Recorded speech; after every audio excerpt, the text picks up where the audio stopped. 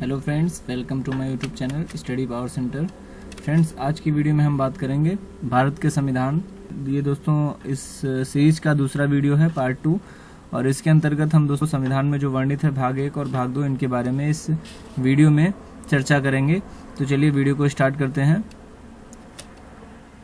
भाग 1 है संघ और उसका राज्य क्षेत्र, और इसमें जो है अनुच्छेद 1 से लेकर के 4 तक आता है। तो भाग 1 संघ और उसका राज्य क्षेत्र, इसमें अनुच्छेद 1 से लेकर के 4 तक जो है आते हैं अनुच्छेद। तो चलिए स्टार्ट करते हैं। पहला है अनुच्छेद 1, संघ और उसका नाम और राज्य क्षेत्र। तो संघ और उसका नाम और राज्य क्षेत्र की बात करें तो दोस्तों इसके अंतर्गत ये बताया गया कि भारत जो होगा, भारत अर्थात इंडिया राज्यों का संघ होगा। राज्य और उनके राज्य क्षेत्र वे होंगे जो पहली अनुसूची में विनिर्दिष्ट हैं। भारत के राज्य क्षेत्र में राज्यों के राज्य क्षेत्र पहली अनुसूची में विनिर्दिष्ट संघ राज्य क्षेत्र और ऐसे अन्य राज्य क्षेत्र जो अर्जित किए जाएं समाविष्ट होंगे। अर्थात कहने का मतलब यह है कि भारत जो होगा वो राज्यों का संघ होगा, अर्थात भारत है कि भारत राज्यों में डिवाइड रहेगा, जिसे दोस्तों संघवाद बोलते हैं। तो भारत जो होगा वो राज्यों का संघ होगा। तो इसके बाद दोस्तों राज्य और उसके राज्य क्षेत्र वे होंगे जो पहली अनुसूची में विनिर्दिष्ट हैं। इसके बाद राज्यों के पहली अनुसूची में विनिर्दिष्ट संघ राज्य क्षेत्र और ऐसे अन्य राज्य क्षेत्र जो अर्जित किए जाएं वो सभी किसमें भारत में समाविष्ट होंगे। यानी कि अगर कोई राज्य विजित किया जाता है तो वो भी जो है अनुच्छेद 1 के अंतर्गत ही आएगा। इसके बाद दोस्तों अनुच्छेद 2 की बात करते हैं हम। तो अनुच्छेद 2 है हमारा नए राज्यों का प्रवेश या स्थापना। तो दोस्तों इसके अंतर्गत वे राज्य आएंगे जो नए राज्य होंगे। यानी इस आर्टिकल के अंतर्गत संसद को ये अधिकार दिया गया है कि वो विधि द्वारा ऐसे निबंधनों और शर्तों पर जो वह ठीक समझे नए संघ में नए राज्यों का प्रवेश कर सकती है या उनकी स्थापना कर सकेगी। तो ये आर्टिकल 2 के अंतर्गत आएगा, यानी अनुच्छेद 2 के अंतर्गत ये आएगा। अर्थात संसद को ये शक्ति दी गई है कि वो नए राज्यों का प्रवेश या स्थापना कर सके। इसके बाद अनुच्छेद 3 के अंतर्गत क्या आएगा? तो अनुच्छेद 3 में नए राज्यों का निर्माण और वर्तमान राज्यों के क्षेत्रों, सीमाओं या नामों में परिवर्तन। तो इसके अंतर्गत दोस्तों किसी भी राज्य में उसका राज्य क्षेत्र, किसी राज्य में से उसका राज्य क्षेत्र अलग करके अथवा 2 से अधिक राज्यों को या राज्यों के भागों को मिलाकर अथवा किसी राज्य क्षेत्र को किसी राज्य के भाग के साथ मिलाकर नए राज्य का निर्माण कर सकेगी। और ये भी दोस्तों ये भी जो है अधिकार संसद को ही दिया गया है कि वह विधि द्वारा किसी भी राज्य में से उसके राज्य क्षेत्र को अलग करके या 2 से अधिक राज्यों को या उसके भागों को मिला करके अथवा किसी राज्य क्षेत्र को किसी राज्य के अन्य भाग के साथ मिला करके नए राज्य का निर्माण कर सकेगी। और इसी के साथ साथ संसद को यह भी अधिकार दिया गया है कि किसी भी राज्य का क्षेत्र बढ़ा सकेगी या किसी भी राज्य का क्षेत्र घटा सकेगी या किसी राज्य की सीमाओं में परिवर्तन कर सकेगी या किसी भी राज्य के नाम में भी परिवर्तन कर सकेगी। ये अधिकार जो है संसद को दिए गए हैं किस अनुच्छेद के अंतर्गत? तो अनुच्छेद 3 के अंतर्गत। इसके बाद दोस्तों अनुच्छेद 4 है। तो इसके अंतर्गत पहली अनुसूची और चौथी अनुसूची के संशोधन तथा अनुपूरक, अनुसांगिक और परिणामिक विषयों का उपबंध करने के लिए अनुच्छेद 2 और अनुच्छेद 3 के अधीन बनाई गई विधियां। तो दोस्तों अनुसूची जैसा कि हम जानते हैं हमारे संविधान में जो है 12 अनुसूचियां हैं। तो इसमें बताया गया पहली अनुसूची और चौथी अनुसूची के संशोधन तथा अनुपूरक मतलब सप्लीमेंट्री, तो अनुसांगिक और परिणामिक विषयों का उपबंध करने के लिए जो अनुच्छेद 2 और 3 के अधीन जो भी विधियां बनाई जाएगी वो इसके अंतर्गत आएंगी। तो इसके बाद बात करते हैं दोस्तों भाग 2 की। तो भाग 2 में दोस्तों अनुच्छेद 5 से लेकर के अनुच्छेद 11 तक है। और अनुच्छेद 5 इसके अंतर्गत संविधान के प्रारंभ पर नागरिकता।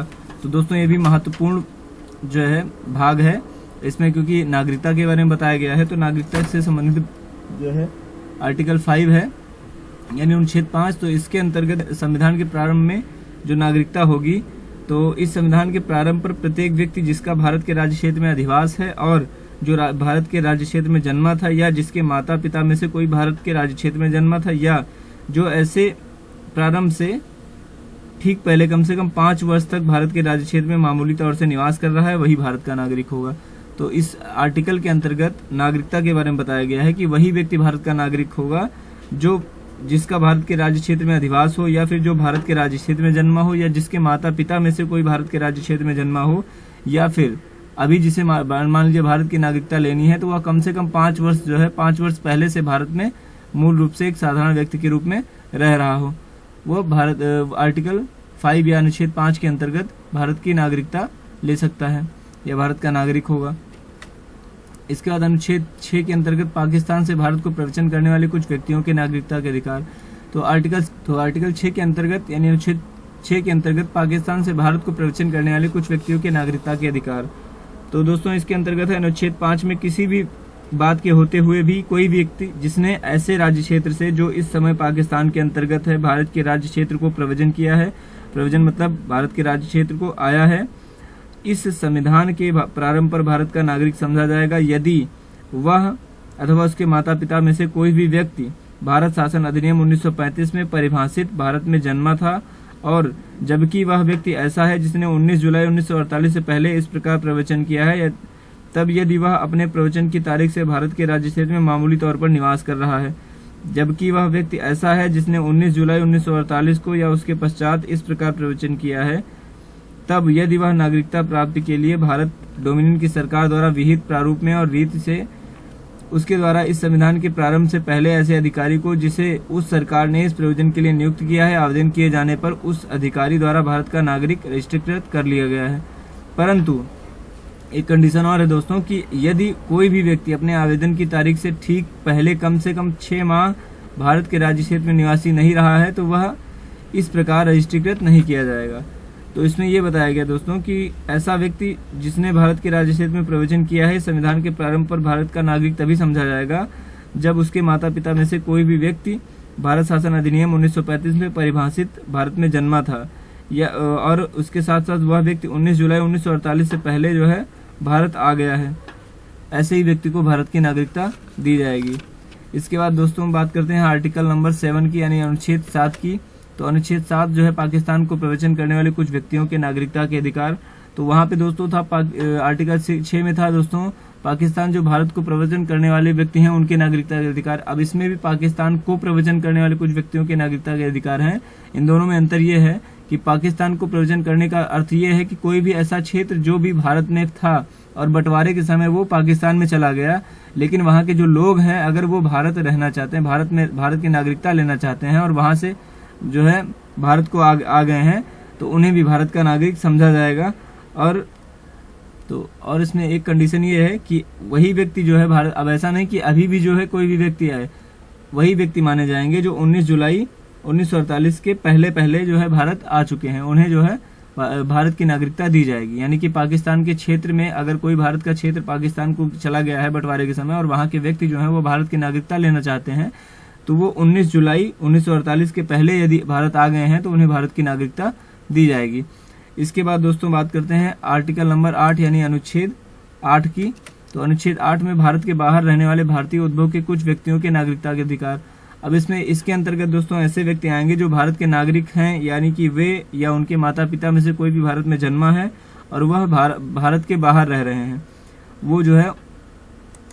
तो इसके अंतर्गत ये है कि अनुच्छेद 5 में किसी बात के होते हुए भी कोई व्यक्ति जो या जिसके माता या पिता में से कोई भी भारत के राज्य क्षेत्र में जन्मा है, भारत शासन अधिनियम 1945 में परिभाषित भारत में जन्मा था और जो इस प्रकार परिभाषित भारत के बाहर किसी देश में मामूली तौर से निवास कर रहा है, भारत का नागरिक समझा जाएगा यदि वह नागरिकता प्राप्ति के लिए भारत डोमिनियन की सरकार द्वारा या भारत सरकार द्वारा विहित प्रारूप में और रीति से अपने द्वारा उस देश में जहां वह तत्समय निवास कर रहा है भारत के राजनयिक व कौंसलीय प्रतिनिधि को इस संविधान के प्रारंभ से पहले या उसके पश्चात आवेदन किए जाने पर ऐसे राजनयिक या कौंसलीय प्रतिनिधि द्वारा भारत का नागरिक रजिस्ट्रीकृत कर लिया गया है। यानी कहने का मतलब यह है कि अगर कोई भी व्यक्ति जिसके जो है माता पिता में से कोई भी जो है भारत शासन अधिनियम 1935 में परिभाषित भारत में जन्मा था, उसके द्वारा अगर जहां भी भारत के बाहर जहां भी रह रहा है वहां पे जो है भारत के डोमिनियन की सरकार द्वारा या भारत सरकार द्वारा विहित प्रारूप में रीति से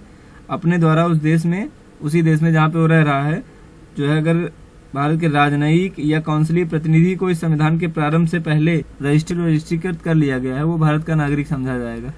इसके बाद आर्टिकल नंबर 9 की बात करते हैं और यह है विदेशी राज्य की नागरिकता स्वेच्छा से अर्जित करने वाले व्यक्तियों का नागरिक न होना। इसके अंतर्गत दोस्तों ऐसे व्यक्ति आते हैं जो भारत में ही रह रहे हों या भारत के बाहर रह रहे हों और अगर भारत के नागरिक हैं वो किसी विदेशी नागरिकता ग्रहण करते हैं या किसी दूसरे देश की नागरिकता को ले लेते हैं तो वो भारत के नागरिक नहीं समझे जाएंगे, अर्थात उनकी नागरिकता रद्द हो जाएगी। इसको एक एग्जांपल से ये समझते हैं दोस्तों कि अगर कोई भी व्यक्ति जो है कोई भी एक्टर, टीवी एक्टर या कोई भी कोई भी व्यक्ति हो, अगर वो बाहरी नागरिकता ले लेता है या कोई सिंगापुर या किसी भी देश की नागरिकता ले लेता है तो वो भारत का नागरिक नहीं समझा जाएगा, उसकी नागरिकता जो है रद्द कर दी जाएगी। तो ये बात हुई दोस्तों आर्टिकल नंबर 9 की। अब बात करते हैं आर्टिकल नंबर 10 की। तो आर्टिकल नंबर 10 में है नागरिकता के अधिकारों का बना रहना।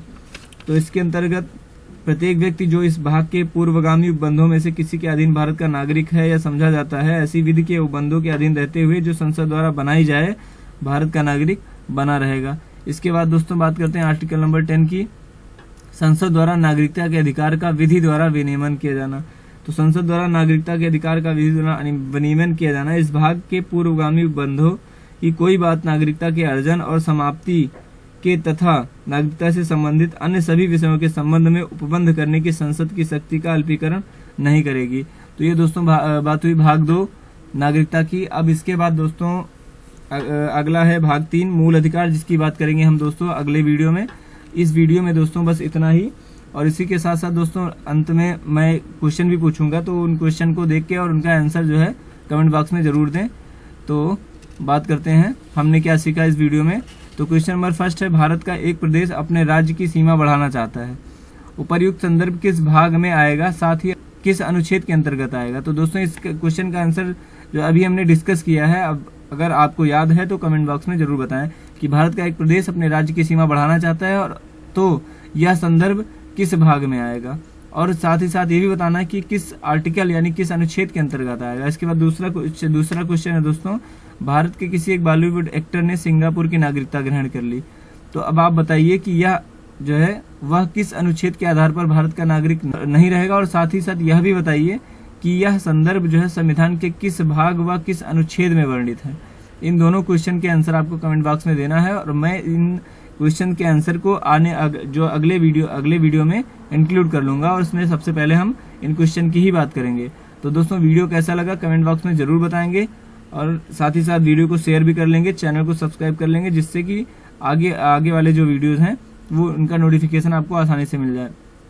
और दोस्तों अगर आपने इसके पहले का वीडियो नहीं देखा है तो ऊपर लिंक आपको मिल जाएगा, इसके जरिए आप जो है इसके पहले का वीडियो देखें जिसके अंतर्गत हमने प्रस्तावना पर चर्चा की है। तो वीडियो में साथ बने रहने के लिए धन्यवाद दोस्तों, आपका दिन शुभ हो।